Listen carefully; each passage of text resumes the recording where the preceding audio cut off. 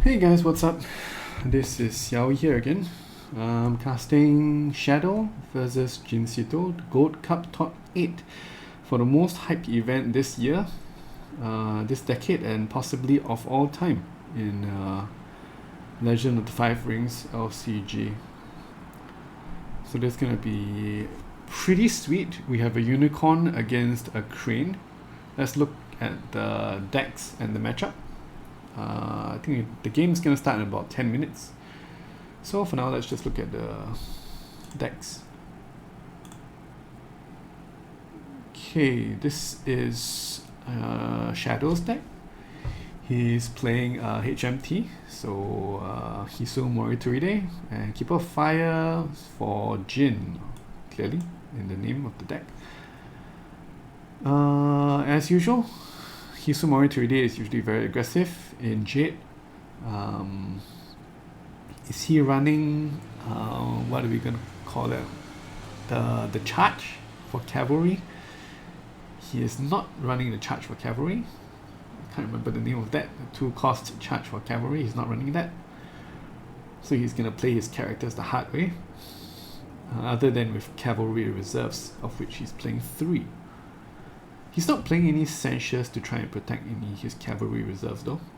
And his LR restricted card of choice is going to be Tetsuko over the more common Kanbulak Benefactor. For me, I like Kanbulak Benefactor. She makes the really expensive cavalry reserves cheaper.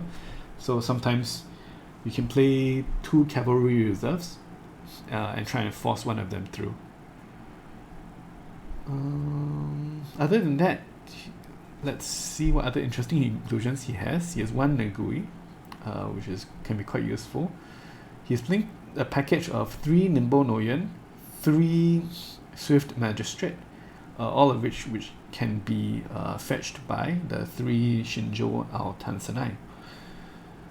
So this is a very tricky package.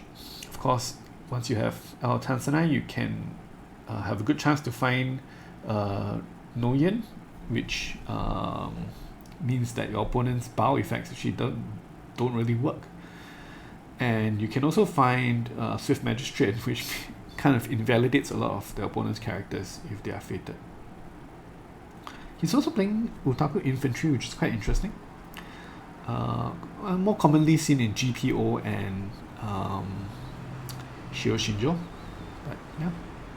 And of course, the new hottest card in Under Fulling Shadow, the latest expansion, is Worldly Shiotomi. Of course, this card was from an earlier set, but now it's ubiquitous since Scarlet Saber is a Gaijin card, and with 3 Scarlet Saber and 3 Curved Blades, you can always very easily activate the Shiotomi. On the holding side, it's very standard.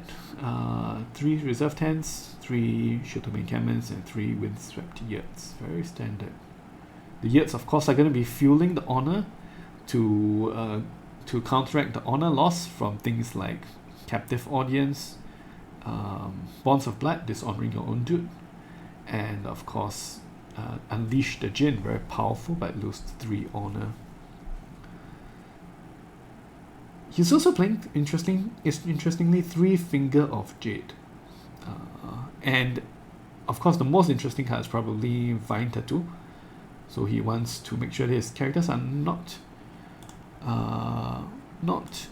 interrupted when they are attacking. Okay. Yeah. There's also 2 Ride-Ons and 2 Never Yields. Never Yield, I think, is a less common card as well. So your attackers can't be bowed or moved home. And this is going to be very relevant against your opponent's deck, which is going to be Crane. Djinncito, of course, an extremely strong player. I believe he wins lots of events all the time. And of course, Crane, they have lots of bow. And does he have any send home? Nope, I think he doesn't have any send home. other than Kaizen.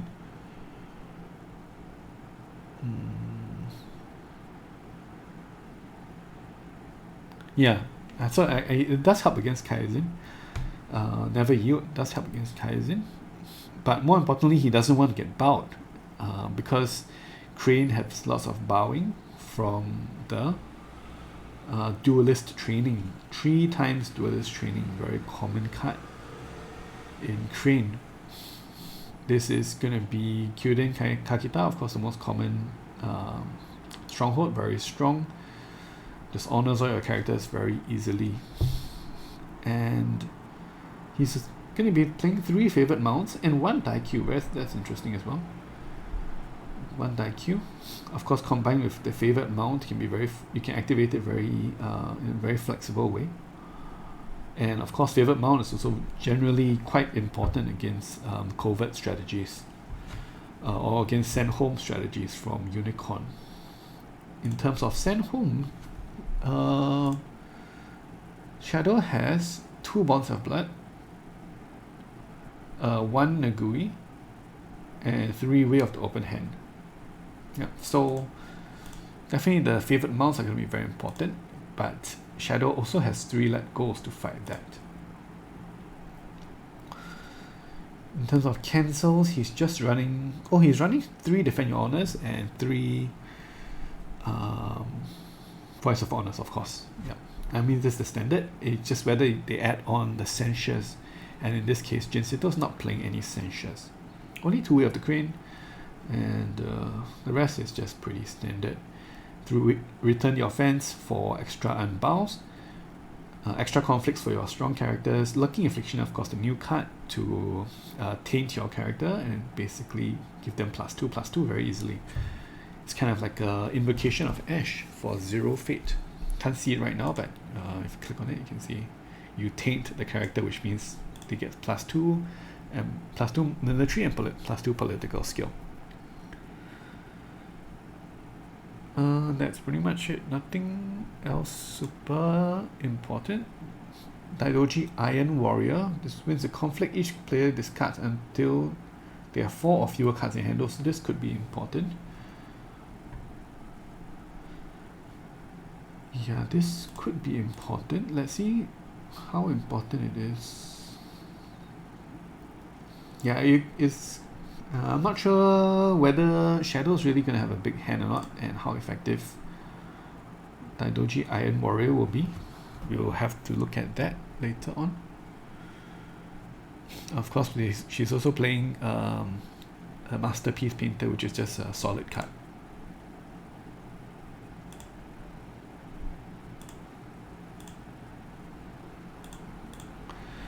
Okay, just still waiting for the game to start up. He's very interesting. He's playing the 3 times Oni Tyrant. Of course, there's a new card from the latest set, Shadowlands card. So he's playing as a demon, joining the Crane side. It's 4 cost and 4 military. When corrupted, that makes it 6 military. So every time you enter a conflict, you lose an honor.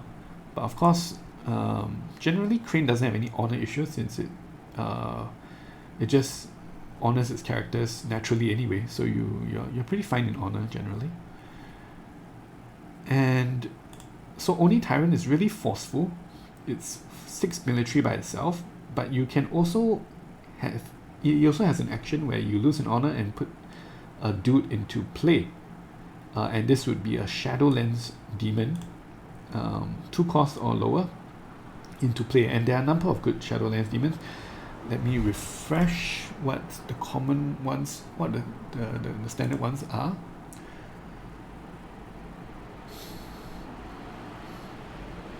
It's been a while since I looked at it.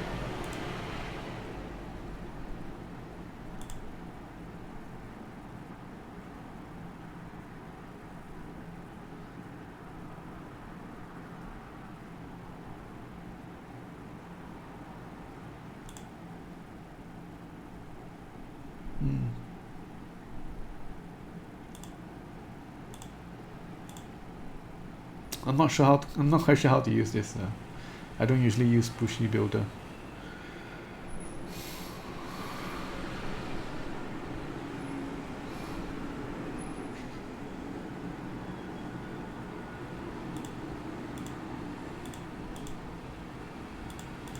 Okay, I don't know how to use this. But in any case, there are some pretty strong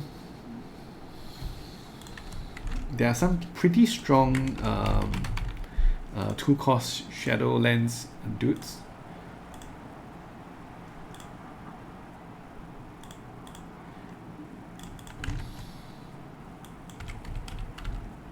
One of them is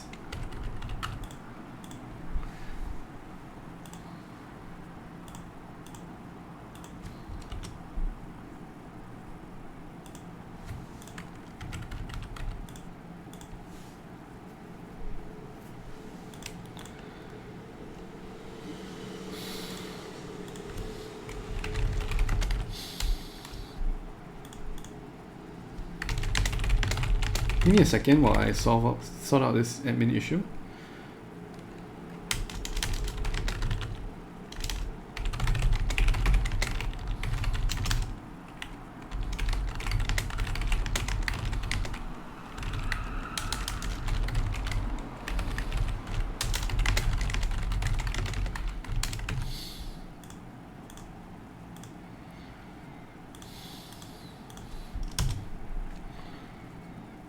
Yeah, I have a little bit of issue joining the games with passwords. Yeah, so I'm telling them to recreate without a password right now.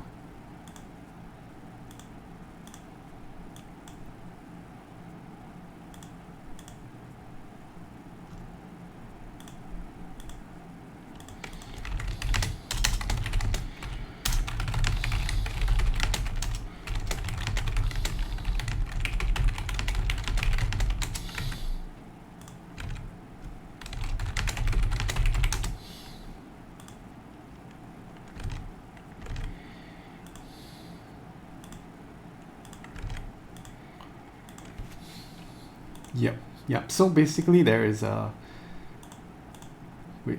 Where's that dude?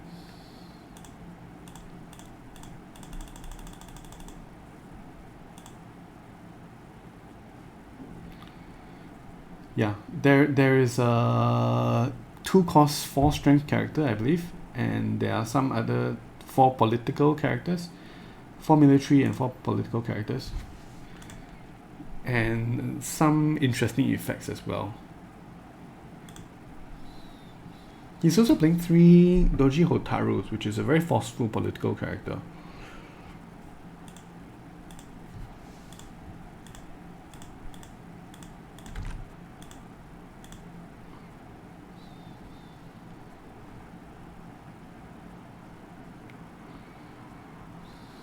Looks like we're gonna get started shortly.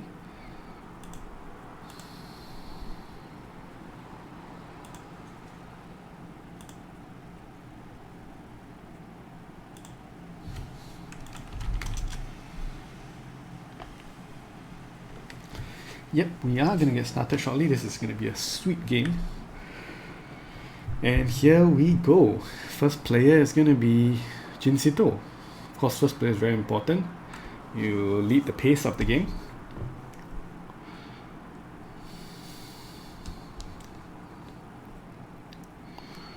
And especially now with Daikyu, first player is also really important during the turn itself. Both players are running Daikyu, and of course the characters with Daikyu get +2 military while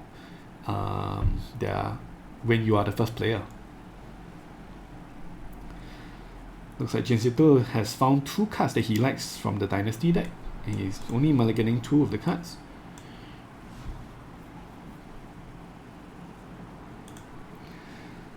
Yeah, so I think this match is pretty much going to be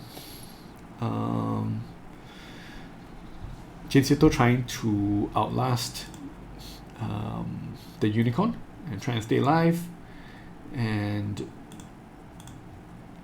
yeah, trying to stay alive, play a value game and outlast the Unicorn. On Shadow's side, he wants to probably try and end the game a bit faster. The longer the game goes, probably it's not going to get better for him. one of the things that is going well for him if he drags the game out is things like Tetsuko, which is always very strong. It's always very, very difficult to defend any conflict against Tetsuko because you just keep bleeding fit. We're going to see Tetsuko +3 and Doji Challenger +3 as well, with a Hunting Falcon immediately. He sees Khan's Ordu on Province 4, I believe Province 4 is this one. And Shadow's going to just play immediately a Finger of Jade. That's interesting. And here we see a second Hunting Falcon. This to me represents that he has a Defend Your Honor in hand. That's why he's pre-playing the military buffs. And so you want to pre-play the military buff so that when your opponent plays any kind of event, on their first action as a defender, you can just defend your honor, which is of course a military duel. You want to have a higher military power than your opponent. And Djinncito is going to continue this trend. He's going to pre-play even more military strength before the conflict. He's going to go in with a Fine Katana.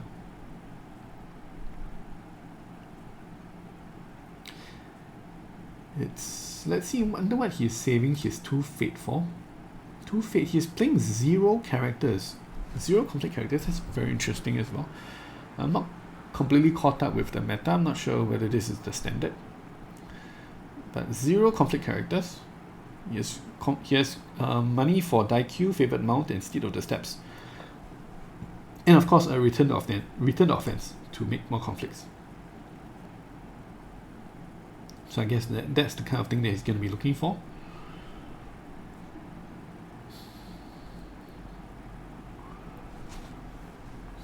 Province, he sees upholding authority in Province 3. So he goes for Khan's Ordu, which is Province 4. And Shadow does activate the Khan's Ordu. I think right now it's actually quite bad, to be honest, for Shadow. Doji Challenger is probably going to pull Tetsuko into the conflict. And Shadow doesn't have money to play any other characters so that he can make multiple conflicts with Hisu Mori-Toride. So this seems quite painful for him. And he spent his Finger of Jade on Doji Challenger's activation. So it's like just trading 1 card and 1 Fate for just a character activation, which is less than ideal. Less than ideal for sure. The good thing is because he didn't join the conflict, Djinncito couldn't use his couldn't use any duel. For example, return the offense to allow him to stay unbound. But it's very likely that Djinncito still has a Gaijin Customs. I think he's considering whether to use it now, Gaijin Customs. So Gaijin Customs of course allows him to unbow. Ready his chosen character. He manages to discard a Scarlet Saber, of course. That's very, very, very good for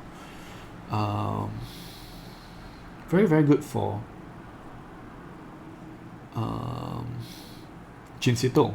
Discarding Scarlet Saber. I'm surprised that Shadow didn't play the Scarlet Saber onto Tetsuko before the Earth Ring was resolved. Because generally you want to have double swords onto Tetsuko and make it really difficult for her. Right here we see a new name attached to Doji Challenger, and then because Doji Challenger becomes a courtier, he's skilled in the arts of the court, then he undergoes a sex change to become Daidoji Kageyu. Yep. Because Kageyu needs to disguise onto a courtier. And he's going to add on the tower even more with Daikyu. Of course, The entire point of disguising into Kageyu was so that he could unbow his character. How did he honor his character?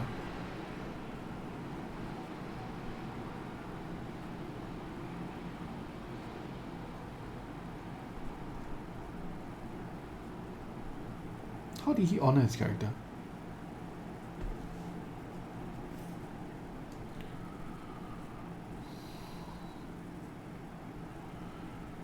Huh. I didn't quite see how he honored his Kageyu.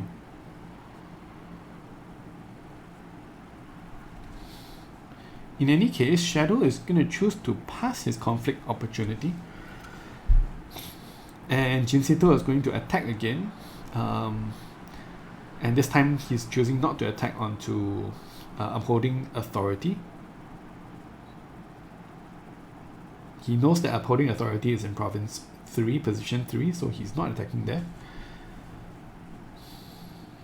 And he's gonna go ahead and break Manicured Garden. But that Manicured Garden is quite interesting actually, because that means it gives Shadow 1 fate, which he can now use to play a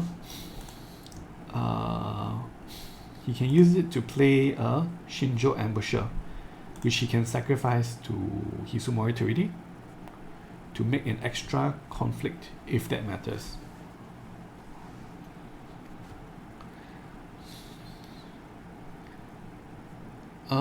He's gonna go in with just Tetsuko.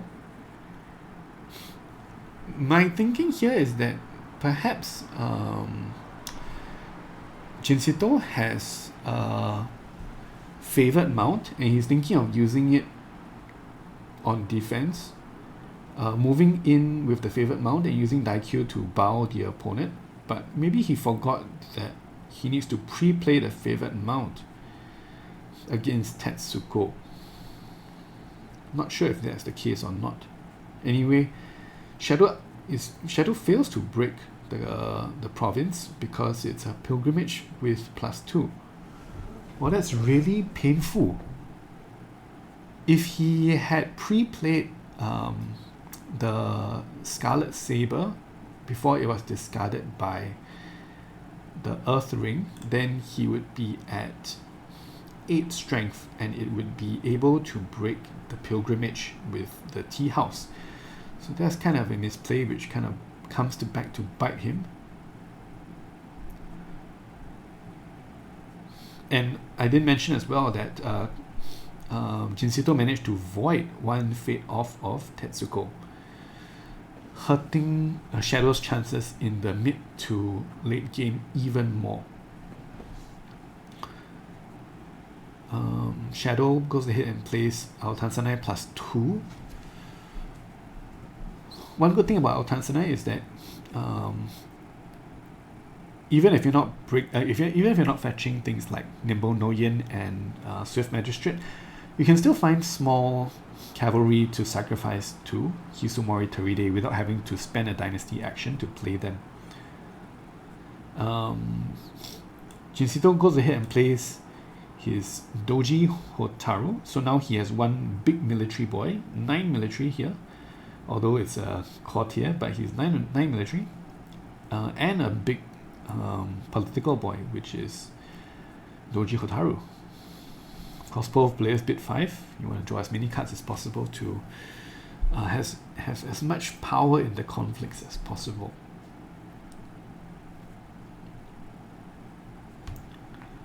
I think things are looking really bad right now for Shadow.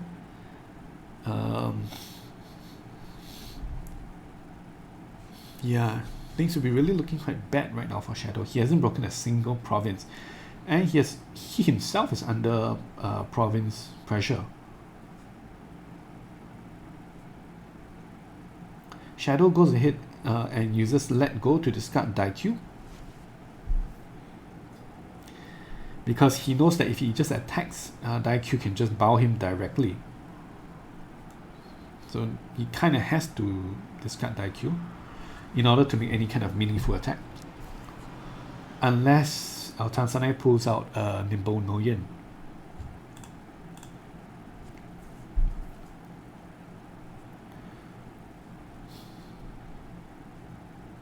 So that makes sense so far. He's preparing to go for the attack. And I suspect he wants to... Oh, right, I'm sorry. He, of course, got honored because he played the Kageyu from Tsuma, which is a really strong province for Crane. Allows you to have your characters, which are played from that province, to enter play honored. Insanely strong. So much value. And I think most likely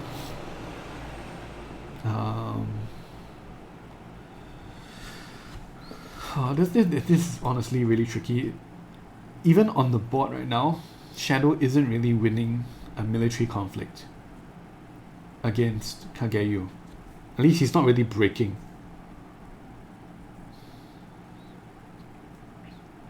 Kageyu also, remember, he can use Tea House to return an attachment to Shadow's hand. And he can return Curve Blade, for example, which is -3 strength for Shadow. Especially if he does Tea House on the first action, returning Curved Blade, then Kageyu is going to be dominating in military, which will allow him to easily use his Defend Your Honors. Of course, Defend Your Honors will still cost 1 because of Tetsuko, but yeah. So he's going to go in both onto Pilgrimage. I don't like this because basically on Pilgrimage this means that you have to have 7 more strength than the other dude in order to break this. And I feel like it's pretty hard for him to get 7 more strength. Then Kageyu, basically. What he has in hand could be things like Way of the Open Hand, which we'll be expecting. And the good thing about that is that even if Djinncito plays cancels, 1 or 2 of his 6 cancels, 3 Defend Your Honors and 3 Voice of Honors, he has to pay 1 fate each time for each of them because of the Tetsuko tax. Djinncito, of course, is going to defend with his Kageyu.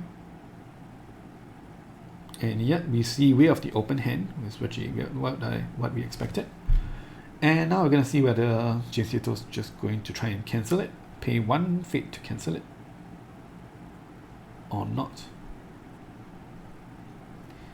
Interestingly, Djinncito chooses not to use his esteemed Tea House.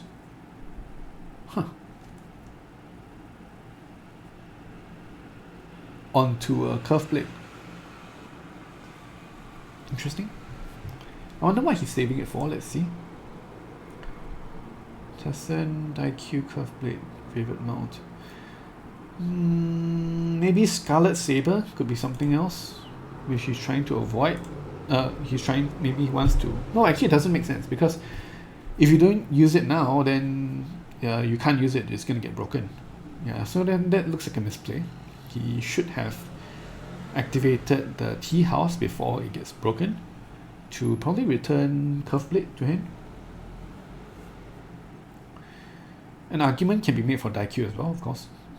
In fact, I think Daikyu might be even better, right? Because Daikyu can bow your dude.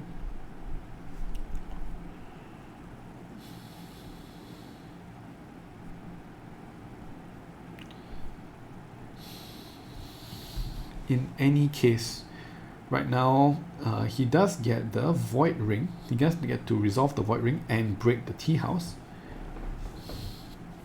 So that's one good thing for him. He didn't proc Hisumori Toride. Well, that's a bit surprising.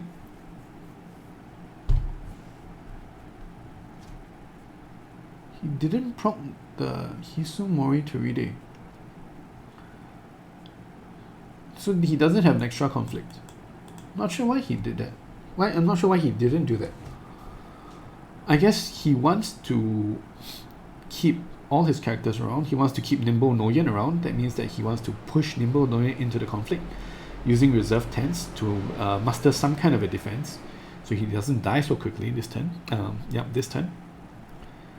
We're going to see Political Earth onto Pilgrimage. Of course, he's completely going to avoid the Upholding Authority. And of course, there's no way that Shadow can contest this conflict unless he plays a captive audience. But even so, we have to expect that Djinncito has a voice of honor to cancel the captive audience. Since he's already drawn 16 cards out of 40. Very good chance that he has at least one voice of honor. Shinjo Ambusher comes into play. He doesn't want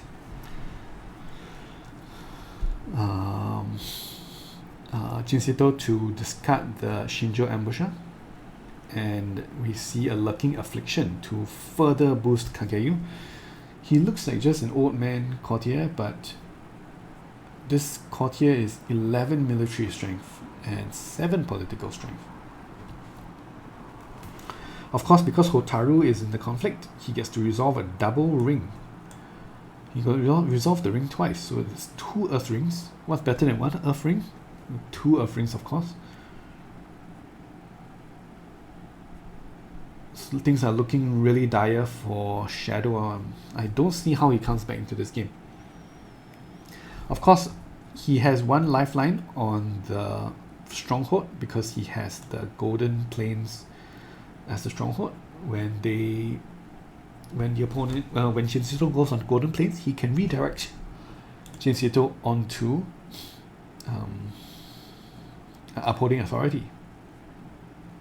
Djinncito now is going to play his Gaijin Customs to unbow this beast of a tower in Daidoji Kageyu. And now Shinjo Ambusher is going to go in with Shadow's going to go in with Shinjo Ambusher. Most likely he's going to push in his... Oh, no, it is a political conflict. So it looks like he might have captive audience. But even with captive audience, you can't really do anything because Kageyu is just so big. So yeah, I'm sure he was thinking about that. He was hoping that he could go in and then bring Nimble Noyan in as well, and then sacrifice the Ambusher, get another conflict, somehow maybe try and unbow something and try and go in again to break 3 provinces this turn, and then maybe have a chance to raise Djinncito, but no luck there because Kageyu is just too big, and Djinncito had the unbow in Gaijin Customs.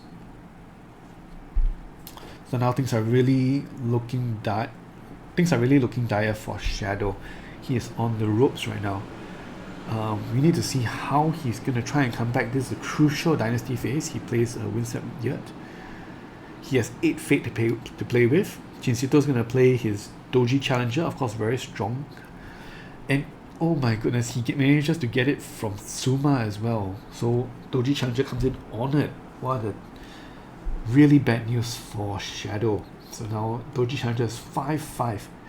And another reason why Doji Challenger is really good here, because Djinncito just wants to reduce Shadow's counter attack ability, and by bringing Shadow's characters into the conflict, that means he has less characters later to counter attack with. So Challenger, of course, is very powerful here. Very, very powerful. In addition to, of course, just being 5 political strength, which is, of course, the arena in which Shadow really struggles in.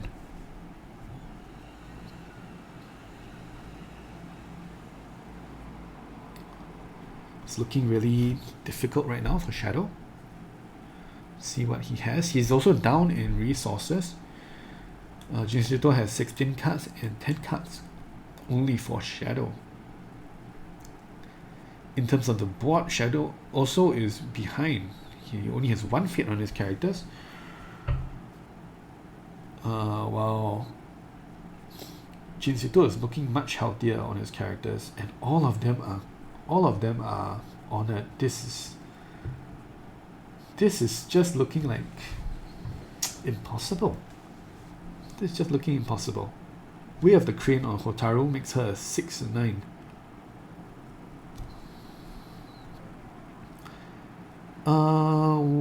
The good thing for Shadow is that because he has Golden Plains, he can at least most likely be able to activate his Upholding Authority this turn. Yep, so Doji Challenger goes into Golden Plains. Of course, the Golden Plains is going to redirect the conflict to Upholding Authority. And Upholding Authority is very strong, of course. Allows you to discard and see, very, very importantly, see Djinncito's entire hand and discard any number of copies of 1 card.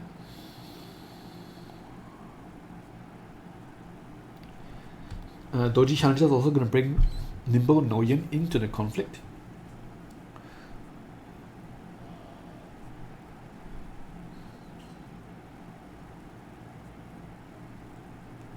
Oh, of course, that's really clever right now.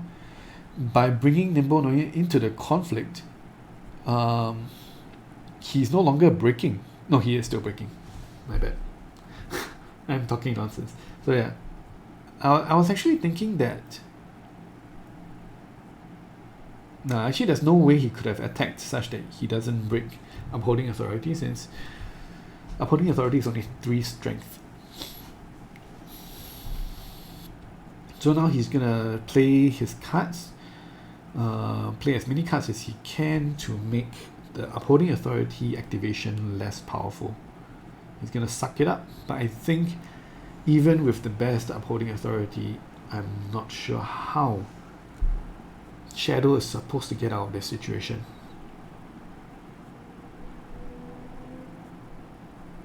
It's interesting that alright, yeah, it looks like he didn't have the card that he probably was looking for, which is Return the Offense. He would have liked Return the Offense to play Return the Offense on Nimble Noyan so that he can keep Doji Challenger unbound, but you can see that he doesn't have it in his hand. He didn't draw any of them. Yeah, he didn't draw any of them so far at all. All 3 copies in his last 16 cards. And Shadow's going to discard three copies of his Defend Your Honor, which is of course very good. Whenever you can discard 3 copies of a card, you feel pretty good with your Upholding Authority. But in this specific case, I'm not sure how good Shadow's going to be feeling, since it looks like next turn is just going to be, the next conflict is just going to be his last conflict.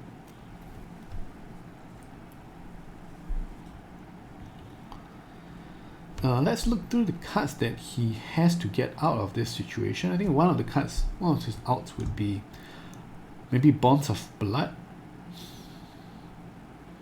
Let's see what counters he has. He has 1 Voice of Honor. Yeah. So after the 3 Defend Your Honors were discarded, Djinncito now has 1 Voice of Honor left. Okay, and Shadow's outs are going to be Bonds of Blood. He can use he can move in his character like Tetsuko, his bulk character Tetsuko, and then Bonds of Blood to send one of the Deadly Boys home, probably Daidoji Kageyu. Right. Another way that he can delay this difficult situation, delay the loss, is perhaps Cavalry Reserves to help add in some force. He can also play Unleash the Djinn. Looks like that's pretty much it. Those are his power cards in this situation. Bonds of Blood, Unleash the Djinn, and Cavalry Reserves. Shadow is going to still try and put on some counter pressure. He's going to go in attack anyway, even though there is impending disaster. Shadow's still going to put pressure on Djinncito, and Djinncito is going to defend with his Kageyu, but of course he's going to use his Gaijin Customs to unbow Kageyu. Yeah, we know he has it in his hand since we reviewed it from Upholding Authority.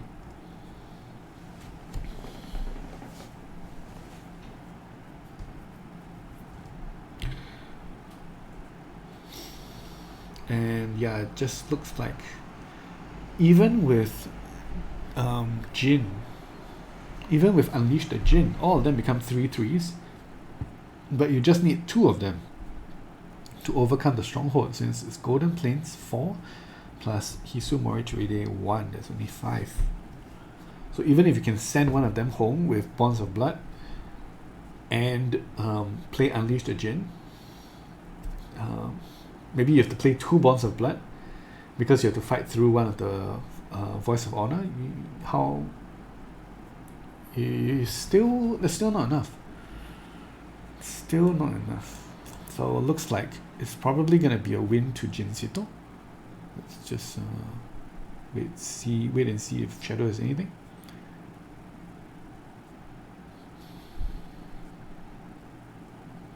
Djinncito really showing his dominance and good play. And unfortunately, Shadow wasn't able to have a fast enough start or play for the mid to late game.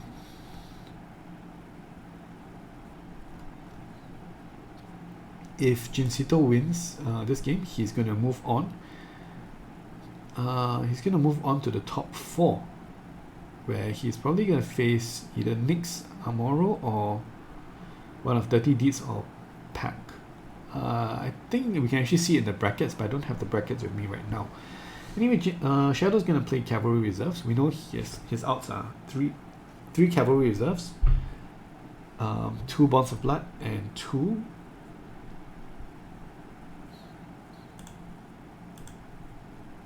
Unleash the Djinn. Right. So Shadow is just Djinncito is thinking about whether he can let this resolve. We know that he has Voice of Honor in hand. He's just thinking about letting him resolve, because this is just a game of permission right now. It's blue control in MTG. The reason why the deck was called Permission, because you have to ask for permission to play all of your spells. Can I resolve this? Can I resolve this? Can I resolve Cavalry Reserves? Next he's going to ask, can I resolve Unleash the Djinn?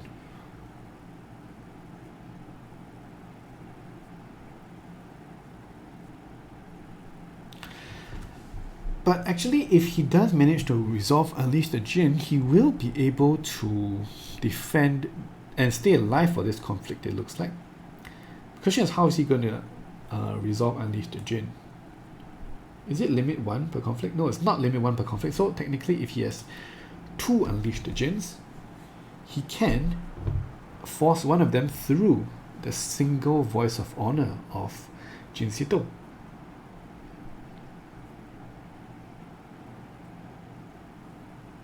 He plays Scarlet Saber onto Tetsugo and discards Curved Blade. Not sure what's the purpose of that.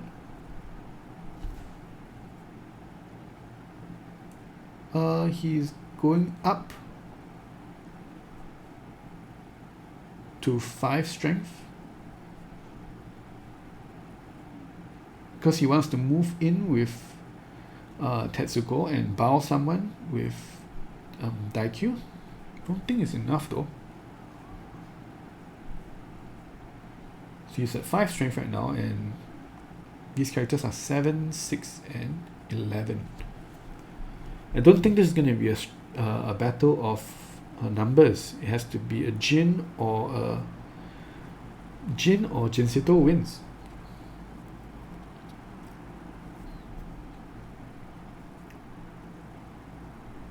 Yep, we're going to see a Bonds of Blood.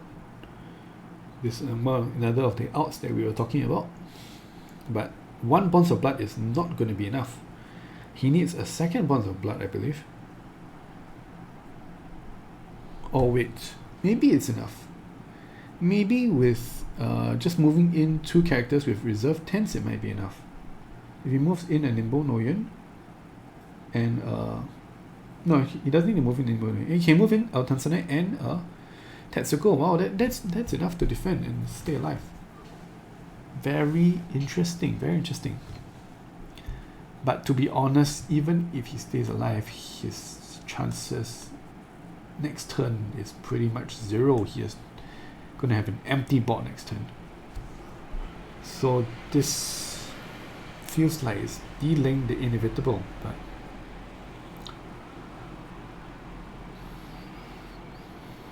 yeah, what is his hope for after this conflict?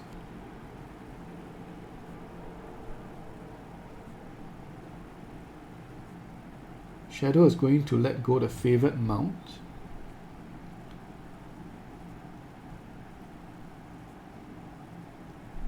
From Kageyu. Yep, so Kageyu can join again.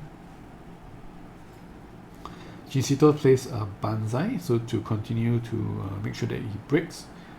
I guess reserve 10s has already been used. Oh no, he's using it for the second time now.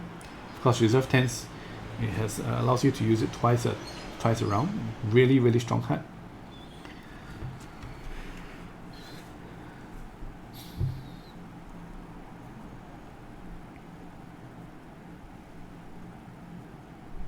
And yes, Shadow looks like he's winning. Just when I was talking about how this is not going to be a game of numbers, it is a game of numbers right now. It's 18-18, and although Djinncito is winning, he's not breaking. So Shadow gets to fight one more round, or at least one more conflict.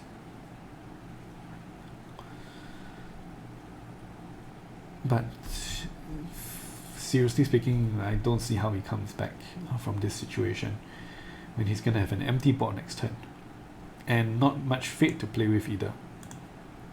He's still down on cards as well, though barely. 5 to 7 cards.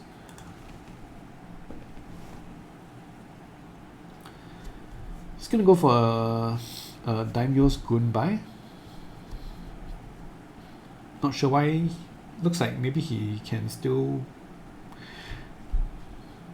Nope, he's just going to use it to get some value and put the Gunbai onto a Challenger. And of course he resolves his Earth Ring to add insult to injury. And Shadow discards a Curved Blade. Yep, and now we see that Shadow has a very, very clean board. We'll see if Shadow decides to play this one out or concede. He'll probably flip his Windswept yet to see whether he has any prospects this turn. And then I would expect to see a concession pretty soon after.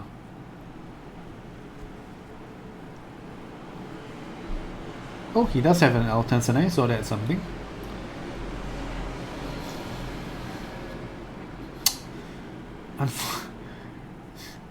He still has 3 provinces to break in order to win. He has 2 more provinces to break on a roll and 1 more province on a stronghold. But he has absolutely no time to do any of that, because of course Djinncito is at his doorstep. And this time I do not think that Djinncito will be denied. Shadow needs another combination of the cards that I mentioned just now in order to again try and stave off defeat. And I believe that, yeah, Djinncito didn't even use his Voice of Honor last turn, so we know that he still has it this turn to cancel whatever event he wants.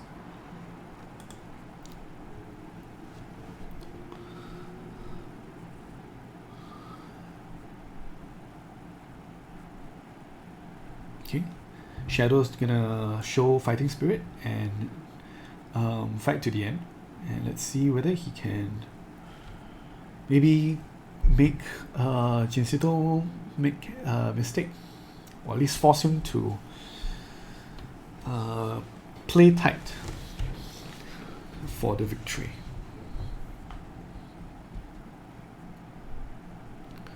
Shadow's gonna take $3 off the off the air ring. This $3 is definitely gonna be useful for a potential potential cavalry reserves.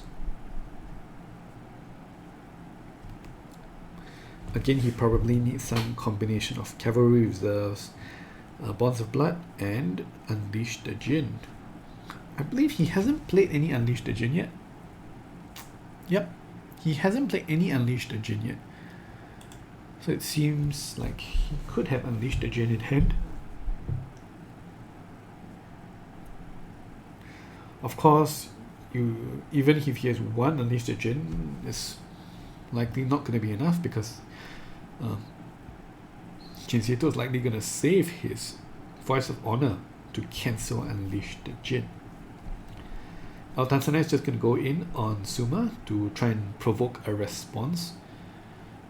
He's saying, "Come, hey, look at me! I'm a distraction. Come and defend your province." But Djinncito is just going to say, "No, I'm not going to defend. You can proc your spoils of war or do whatever you want. I'm just going to turn all my guys sideways and win the game."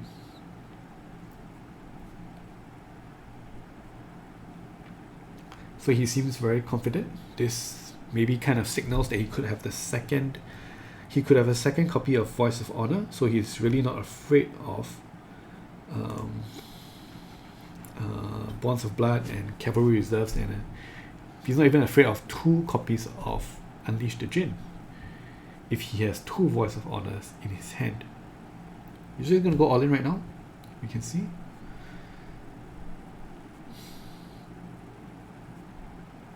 And he's going to go in on political.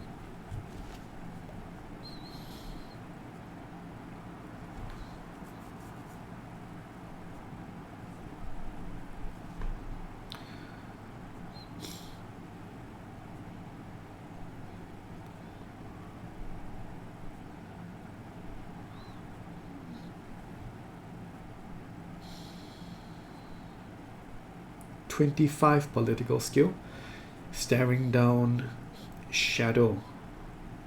He's all over Shadow's markets and bazaars and his courts, talking about communism and telling them to change their political system to the Crane political system.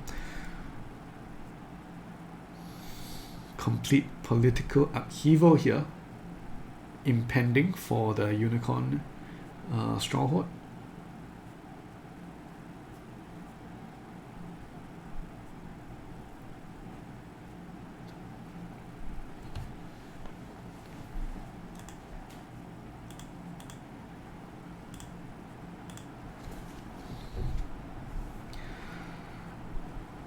And what does Shadow have?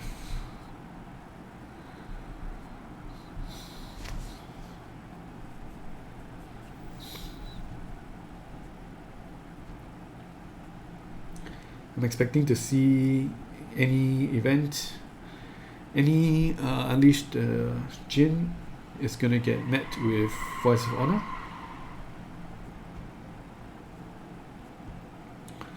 I do expect to see Unleashed the Djinn here. Oh, okay, no, he's not even going to try. Good game.